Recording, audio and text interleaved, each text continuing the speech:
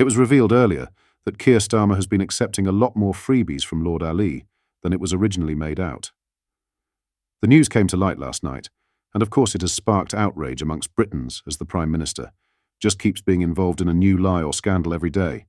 However, it seems Keir Starmer is eager to bury this story as tensions build over his future. In today's video, we will discuss the full story, whilst also going over all of the latest news from up and down the country. But first, hit the like and subscribe button for content. Number 10 has admitted that Lord Ali gave Keir Starmer double the money for clothing compared to what he had previously declared.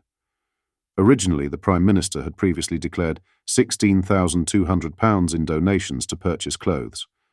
However, he has now disclosed an extra £16,000. The donations were originally declared as money for his private office, but have now been recategorised. The latest gifts, which were declared on time, were not previously known as they were described as being for the private office of the Leader of the Opposition. This has sparked public outrage, especially as the Prime Minister has tried bury the story by putting it through quietly last night and not addressing it personally or publicly. But through Number 10 it's reported that Starmer wants to leave this all behind him without actually coming out more and speaking about it, despite another saga coming to light. It's said that he will be asked about this new scandal that he actually received double in donations from Lord Ali, but the Telegraph state he will not admit any wrongdoing and will look to bury the story and move on with his leadership. Keir also received £2,400 from Lord Ali for glasses and the use of an £18 million penthouse, as did West Streeting. He did, however, announce that he will no longer accept money for clothes while in office. His Deputy Prime Minister, Angela Rayner, and Chancellor, Rachel Reeves, have both pledged the same. This comes after the Labour leader was embroiled in another scandal involving Lord Ali, using his penthouse apartment to film a video during the pandemic, urging people to stay home. The video was broadcast 5 days after the Conservative government announced new guidance aimed at limiting the spread of a new strain of COVID-19, which urged people to work from home where possible. Political blog Guido Fawkes reports the Christmas message was filmed in Lord Ali's flat in December 2021, when Starmer was Leader of the Opposition. The room was identified from the shelves behind the future PM, which had previously appeared in a video from inside Lord Ali's flat. The re-emergence of the broadcast marks just the latest political gaffe for the Prime Minister after he was forced to repeatedly defend using the flat owned by the Labour peer while campaigning to enter Number 10. The Prime Minister's press secretary said that no COVID rules had been broken by the use of the flat for the broadcast. Asked whether Sir Keir was completely confident that all the rules at the time had been obeyed, she replied, "Correct."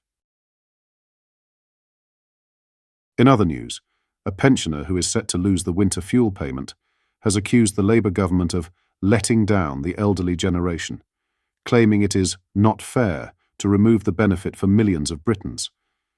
Despite major backlash from pensioners and political figures, Chancellor Rachel Reeves assured the nation this week that cutting the benefit was the right decision. Angela Maskell, who cares for her 82-year-old husband, said in an interview that they are frightened of having to sit in the freezing cold, as they have to rely on halogen heaters due to a broken central heating system. Maskell said, "Our central heating is inefficient, and we don't have it all. We've only got 2 halogen heaters, but that really isn't enough. Ideally, we'd like to get the central heating fixed, but it is going to be costly. Or alternatively, we'd like to get some more powerful room heaters." Detailing her husband's poor health, Maskell revealed that Frederick is an amputee and has limited mobility, which means he is unable to move around their home in an attempt to keep warm. Maskell said, "My husband has limited mobility. He's an amputee. He has difficulty walking. He has a Motability scooter, which he doesn't use in the home, but walking is difficult and he's had some falls." Hitting out at the Labour government's decision to scrap the payment, Maskell expressed her frustration and claimed it is not fair to remove the benefit for millions of pensioners. She exclaimed, "I think we've just been let down because there's going to be loads of people our age that have got some sort of health problem, and the Labour government have given it no thought of the consequences. It's very unfair. A lot of people have worked all of our lives, being law-abiding citizens. We're at a time of life where we want to enjoy our retirement, not sit in the freezing cold with loads of layers on. It's just not right. When asked by the interviewer how she will cope being in her cold home while having to look after her husband, Maskell noted that although she is able to walk around the flat to warm up, Frederick is unable to. Maskell said, "He can't walk around because of the limited mobility. He can't get up and walk around the room a bit as I can. I can just take myself off and walk up and down the flat, but he can't do that with ease." In other news, King Charles III is set to attend the Commonwealth Heads of Government meeting, CHOGM, in Samoa next month, where he could embrace a more relaxed dress code. Samoan Prime Minister Fiame Naomi Matafa has urged all delegates, including the King, to forego formal suits in favour of more comfortable attire due to the island's hot October weather. "We're not really keen for people to wear suits and be hot and uncomfortable," Ms. Matafa stated, emphasising her desire for more of an island vibe during the event. The Prime Minister's request comes after her audience with the King at Buckingham Palace earlier this year, where she was frank about the expected conditions in Samoa. Ms. Matafa has been clear in her vision for this Chogyam, describing it as an island Chogyam that will be unlike any other. In a video message, she reiterated her plea for casual attire. "Can I tell you it's warm in October, so please don't wear your suits in your packing. We look forward to welcoming you in true island style." The Prime Minister, who boasts Samoan royal lineage herself and is the island's first female leader, aims to showcase a unique part of the world. She expressed her desire for delegates to be comfortable, emphasising that the relaxed dress code doesn't diminish the meeting's importance. King Charles III, known for his impeccable sartorial choices, typically favours suits and ties for official engagements in line with royal protocol. However, he has shown flexibility in the past, particularly during foreign tours. In his younger years, the King was photographed in a variety of colourful outfits, including safari suits, turbans and tropical shirts. Whilst it's unlikely he'll don a traditional Samoan lava, a wraparound skirt, he may opt for a subtle nod to local customs. The King has occasionally been seen without a tie, suggesting he might be open to a more relaxed look for Chogyam.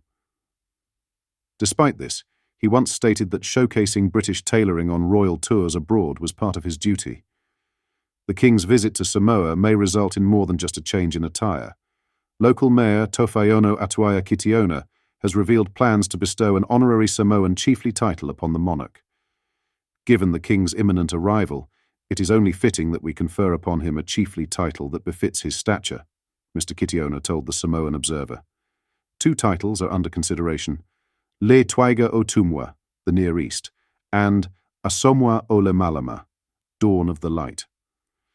The mayor emphasised the importance of the royal visit, stating, "We are meticulously preparing for this visit, understanding that our performance as the host will reflect on the entire nation." He added that ensuring a perfect stay for the King was crucial, as failing in this duty would mean failing Samoa as a whole. What are your thoughts on what we discussed in today's video? Let me know down in the comments section below. If you've not yet already, make sure you do drop a like on this video and subscribe to the channel for more British content. Thank you. Take care. Goodbye.